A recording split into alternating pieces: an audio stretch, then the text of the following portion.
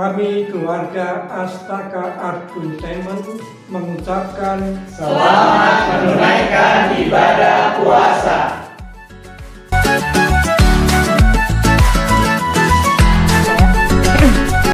Di kesempatan kita kali ini, kita sudah ada bintang tamu yang menurut aku sih superwoman ya. Karena dia selain punya karir pribadi, dia juga membantu orang-orang sekitar. Langsung aja ada Valencia Octaviani. Hai Valen. Kenapa ketawa? Gak apa-apa. Nggak, oke. Jadi teman-teman, buat teman-teman yang belum tahu, Valen ini adalah Executive Director of Beri Harapan Indonesia. Jadi teman-teman bisa cek YouTube, ada nggak? Ada di Oke, YouTube, ada juga Instagram BHID atau Beri Harapan Indonesia. Di situ lebih ke suatu organisasi gitu ya, Len ya? Iya, betul. Jadi kalau gue bisa kasih informasi, correct me ya if I'm wrong. Jadi si BHID ini tuh lebih ke arah organisasi non-profit tentang sosial gitu ya? Iya, betul. Jadi bisa dijelasin?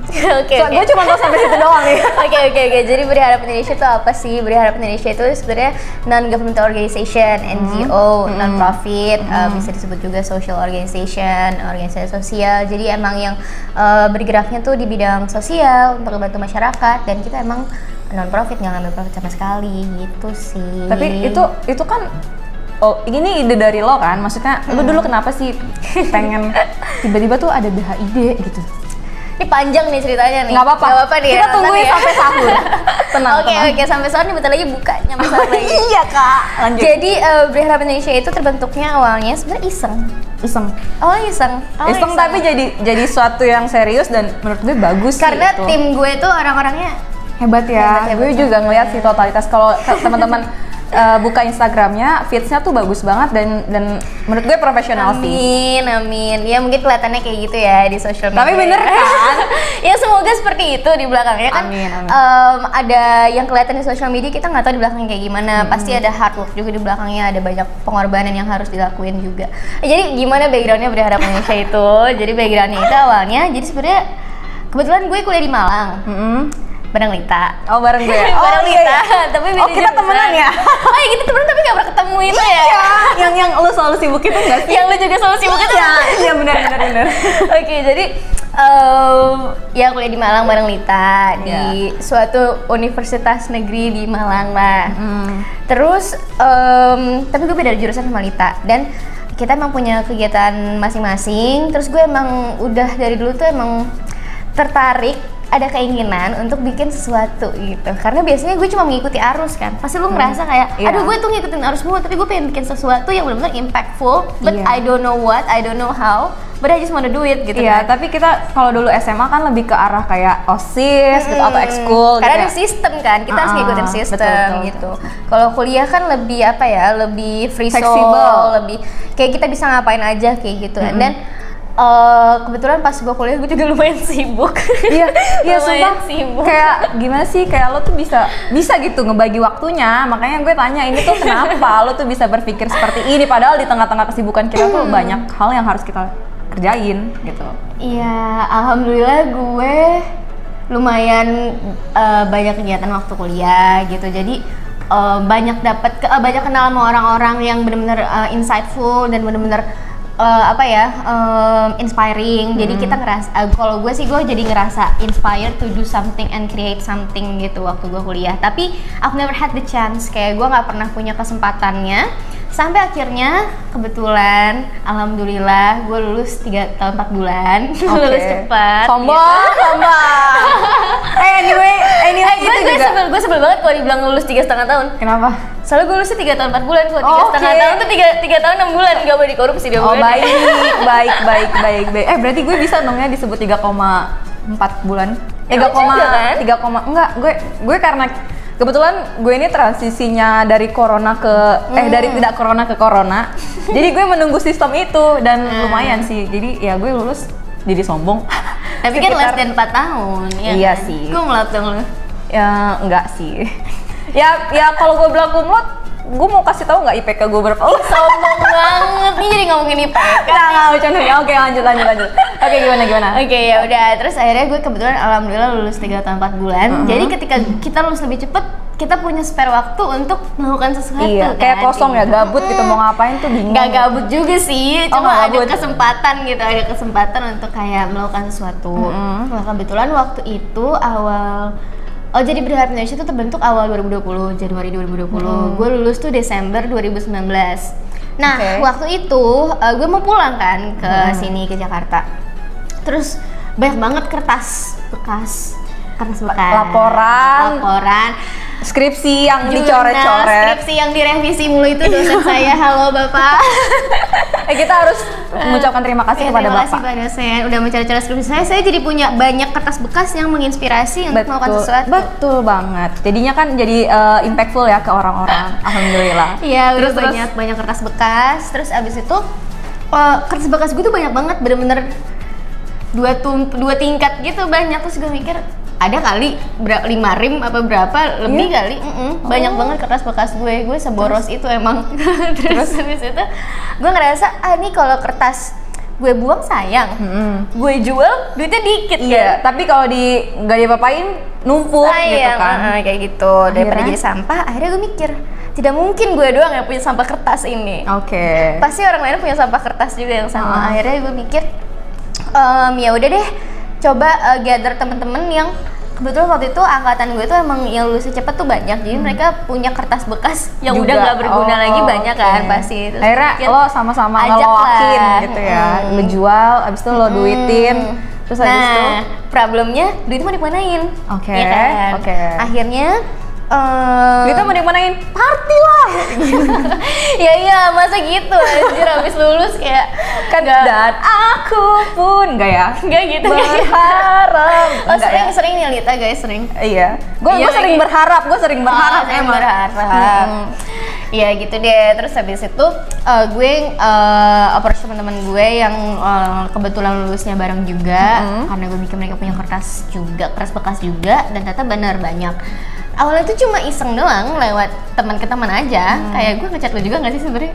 gue di chat Gue ngechat kru lo sih, Bless. Ya, gue nanya kayak apa namanya, nanya-nanyain orang-orang pada punya kertas bekas nggak? Soalnya kan semakin banyak kertas bekas yang terkumpul, kita jadi jualnya makin banyak, uangnya makin banyak. Iya, oke. Nah terus akhirnya gue Uangnya? ngelis, ya uangnya mau dipakai kemana? Akhirnya gue ngelis panti. Tadi mau ke panti asuhan, coba gue mikir coba deh cari yang lain, panti jompo atau panti disabilitas. Akhirnya setelah beberapa pertimbangan kita ke panti disabilitas itu, karena kan orang jarang juga ya ke sana ya, ke panti disabilitas. Ya, pasti orang biasanya ke panti asuhan gitu.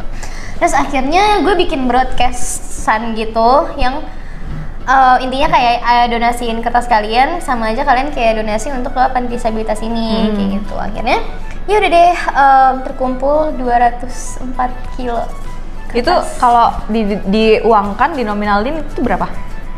Dikit sih.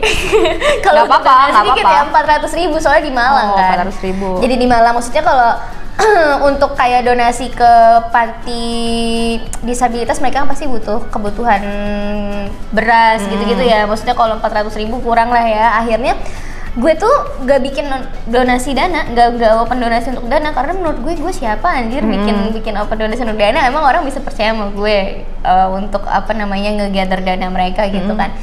Akhirnya temen gue Bless bilang, Len bikin poster aja, bikin poster karena banyak loh yang mau ikutan. Ternyata disitulah momen dimana gue realize ternyata banyak loh orang baik di dunia ini, cuma mereka nggak punya platformnya aja. Dan mungkin gini, kadang gini, misal lu gue nggak punya BID, lu tuh pengen mendonasikan sesuatu tapi lu nggak tahu kemana karena lu nggak punya special bond sama orang itu. Tapi kalau misalnya sama organisasi itu, tapi kalau misalnya lu kenal sama gue, lu tau BID, lu tahu gue gimana jalaninnya, lu percaya gue pasti akan menyalurkan itu dengan baik. Iya, gitu gue paham gitu. sih. Akhirnya kayak lu juga memberikan orang kepercayaan. Platform, iya, gitu public kan. trust juga gitu. Dan akhirnya waktu itu gue awal-awal banget gue jalanin sama Bless, sama satu lagi teman gue namanya Bila. Terus bertiga awalnya, tapi belum terbentuk nama Berharap Indonesia gitu, belum. Terus abis itu ternyata pas setelah kita sebar poster, orang-orang tuh banyak banget yang baik-baik. Yang kayak tadi gue bilang, gue nggak buka donasi dana, orang bilang bisa donasi dana nggak? Gue kayak, wah gila, orang-orang tuh sebenarnya baik-baik banget ya, tapi nggak ada platformnya aja gitu. Iya, akhirnya lo dari open donation itu terkumpul berapa sehingga lo berangkat ke panti disabilitas itu? Dulu terkumpul 1.250.000. Menurut gue itu banyak ya. Gue kaget lah. Gue kaget karena gue nggak ada ekspektasi orang ngasih dana, dan gue nggak minta dana gitu loh. Kayak ya udah orang, gue nitip dong mau donasi ke sini ya. Ya udah oke, akhirnya waktu itu kita kasih, gue open donasi barang bekas juga kan. Karena kan temanya kan waktu itu anak kuliahan, udah selesai kuliah mau balik, banyak barang bekas. Iya, jadi daripada bawanya kebanyakan akhirnya kayak dijualin. Mahal bun. Akhirnya dijualin gitu ya. Akhirnya daripada dijualin diapain, mending buat orang lain. Akhirnya dikumpulin, kekumpul sekitar kurang lebih 700 barang lah. Itu terdiri atas baju, celana, mainan, sepatu gitu-gitu. Tapi kita filter lagi ya, maksudnya kayak yang masih layak pakai juga. Habis itu akhirnya ada yang donasi sampai lemari. Lu bayangin donasi lemari plastik gitu. Iya, lemari plastik gitu, lemari anak-anak. Maksudnya itu tuh berguna banget. Iya. Akhirnya uang yang terkumpul kita beliin seragam karena kita nanyakan kebutuhan di panti apa. Mereka lagi butuh seragam sama kipas angin, soalnya di sini kipasnya rusak. Terus habis itu ya udah kita donasiin barang-barang tadi, seragam, kipas angin, terus makanan, terus kayak ngasih bingkisan anak kecil gitu. Kayak ciki-cikian gitu lah. Yang kayak ulang tahun gitu nggak sih? Terus abis itu sama barang-barang yang terkumpul ke sana. Ya udah pas ke sana itu pun percaya nggak ada rundown. Karena gue tuh di kepala gue cuma kayak ya udah ngedrop aja gitu, nggak mau. Terus ternyata lo di sana ngapain? Disambut. Gue di sana disambut terus kayak ya udah, ternyata kita nggak ada kepikiran main game sama anak-anaknya gitu, nggak ada. Kayak karena gue mikirnya tadi gue bilang, gue cuma mikir ya udah gue ngedrop aja, salaman udah bye gitu kan ya, nggak. Ternyata lo di sana on the spotnya lo apa? Main game? Kan disuruh sambutan, gue sambutan doang. Waktu itu belum ada nama Beri Harap Indonesia kan, terus gue bilang dari alumni Brawijaya. Nama alumni Brawijaya aja, karena kan waktu itu kan gue akhirnya berangkat ke sananya itu nggak cuma gue bertiga, gue ngajak teman-teman gue yang lain, kurang lebih ada 10-an orang. Itu sebelum corona ya guys. Sebelum corona ya kan, masih awal 2020. Awal 2020. Terus abis itu nge-games impromptu di sana. Ya udah nge-games, nyanyi-nyanyi, sambutan, dan pulang dari sana semua orang happy. Gue tuh di sana tuh benar-benar tersentuh banget ya, karena pas kita datang ke sana, mungkin karena anak-anak itu jarang dikunjungin orang kali ya. Ada beberapa kali, cuma mungkin gak sesering panti asuhan kali ya, Lid ya. Iya mungkin ya. Lu pernah juga kan kesana kan? Nah terus sampai pas gue mau pulang, gue mau nangis. Pas gue mau pulang tuh anak-anak kayak jangan pulang, dipeluk-pelukin. Ya gimana ya, pengennya juga stay tapi kita harus pulang. Iya, karena emang anak-anak sana tuh basically sebenarnya bisa bisa berkomunikasi dengan baik ya, cuman memang dia punya keterbatasan secara fisik sih. Gitu. Ya udah, akhirnya setelah dari situ pulang, teman-teman gue ini kayak lanjutin dong, gitu sayang nih gitu. Kayak gitu, pulang kita ke Jakarta. Tidak ada pembicaraan apapun. Nah kebetulan teman-teman gue yang 10 orang ini itu adalah teman-teman dekat gue, kayak satu geng gitu lah ini ya. Satu geng waktu kuliah. Jadi kita tuh dulu kebetulan teman-teman gue ini solid. Jadi kita tuh skripsian gak tinggal-tinggalan. Kita tuh skripsian tuh support-supportan. Jadi kayak kita kayak bikin grup belajar gitu. Yang kayak ayo. Kalau belum ini positive vibes. Akhirnya ini kayak geng skripsi gue gitu. Terus ya kemudian teman-teman circle terdekat gue. Jadi kita emang udah punya grup sebelumnya, sebelum donasi ke yayasan ke panti itu kita emang udah punya grup. Nah setelah itu Corona datang. Waktu itu banyak banget orang yang kesusahan karena banyak banget yang PHK. Habis itu banyak bahkan ojek online. Jadi lo mulai buat ngedonasiin hal lain tapi berupa kayak ini sekarang temanya kayak ngebantu orang-orang yang di cut off gitu ya. Nah sebenarnya gini. Itu kan belum terbentuk.